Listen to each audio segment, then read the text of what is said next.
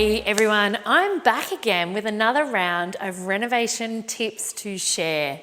So you've worked out what your patch is and where you want to be renovating, and you're having a look at your variables to find out your personal strategy, right? And you've found the perfect place, you think. You're ready to renovate, or are you? Do you really know what the different types of renovation are?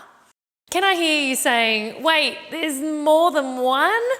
Yep, there sure is. And I'm here today to take you through them so that you can work out what sort of stuff you're going to be doing to make sure that your renovation project gives you the right bang for buck. So to start off with, there are a few types of renovation, and the ones you choose to do really do rely on the property that you're renovating and the budget you have set aside. So for example, if your renovating budget is maybe $50,000, it's probably not a good idea to throw down $40,000 of that into a schmick designer kitchen, housing the latest gadgets and whiz-bang bobs, and then leave yourself scrambling for cash at the end and having to try and finish the paint job off yourself and maybe doing a bad job. One, you'll end up with a not so crash hot paint job. Or two, it'll take way longer than you'd scheduled and you'll end up paying more money in holding costs. Either way, it's not a great position to be in, right? So the budget side of things aside, I'll move on to the actual types of renovation that you could be looking at.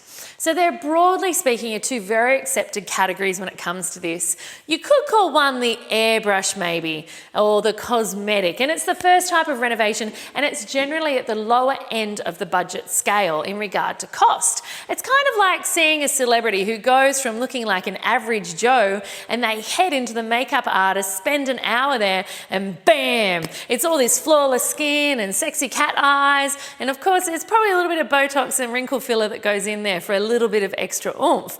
So just like the makeup artist or the cosmetic helper, what you're doing in the property with this type of renovation is you're giving it a general facelift. It's nothing drastic like knocking down walls or rearranging plumbing. It's the stuff that on the outside that people see and the stuff that you're making the changes to that really can make a big impact. So when you walk into a room and you see peeling green 70s paint and rusty sinks, what do you think?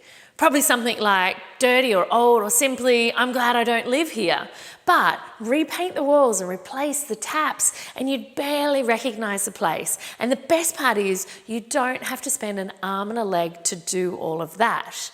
Now, I know I'm always saying that it's best to have professionals do the work where possible, but in so many cases, especially in this category, you can absolutely do the work yourself as long as it doesn't set your timeline or your budget back too far. Now, these kinds of renos are usually quite budget friendly, but they can add some serious value to the property. Now, at the other end of the scale is really the construction or the structural renovations. And this falls into a completely different category and at the opposite end of what I like to call the renovation continuum. So this is the second type of renovation I want to discuss today, and it's a lot more in-depth than the first one we spoke about. The first one was all about the little touch-ups and the things that are lower cost to do and quicker to do. This one is all about dealing with the bigger things, about having tree roots that are maybe in drain pipes that get removed, about removing and replacing windows, about ripping off the tiling in the bathroom and completely changing the layout. Because this type of reno is a lot more advanced, it's important not to skimp on the professional help here. You might be able to, chop out a couple of tree roots, but do you really know what you're doing in regard to managing all of that pipework moving forward? Great idea to seek professional help. Now, beyond just the complexity of the job and the delay if you try and do it yourself, in most cases, it cannot always be a legal option. So for example, if you're needing to do any electrical work, any structural work, or any gas plumbing, you will need to use a licensed contractor for this. Make sure you check out the safety and building code regulations in your area and make sure that you comply. Now, As you can guess, a structural reno can involve structure. Things like moving walls, floors, plumbing, electrical, supporting pillars, all sorts of things. These structural projects will obviously cost more than the simple cosmetic one, and they will also take longer. So keep this in mind before you go rip-tearing and becoming a demo diva.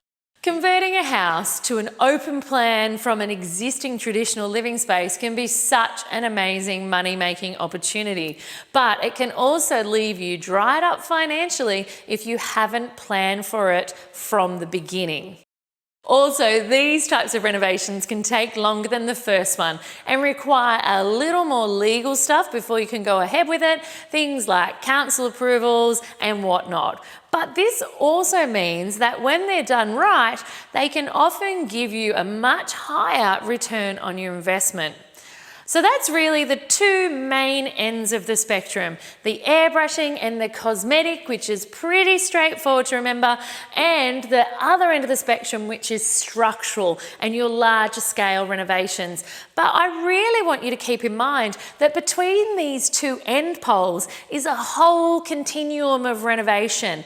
And your sweet spot of your renovation, where your profit is your highest and your costs are your lowest, might actually live somewhere in between these two. So I want you, every time you're planning a kick-ass return on investment renovation, keep your mind open and think about where along this continuum your renovation plan may exist. Thanks for joining me. Did you know I wrote a book all about renovating to create wealth and freedom in your life? I've added the link below in the description for you. Enjoy.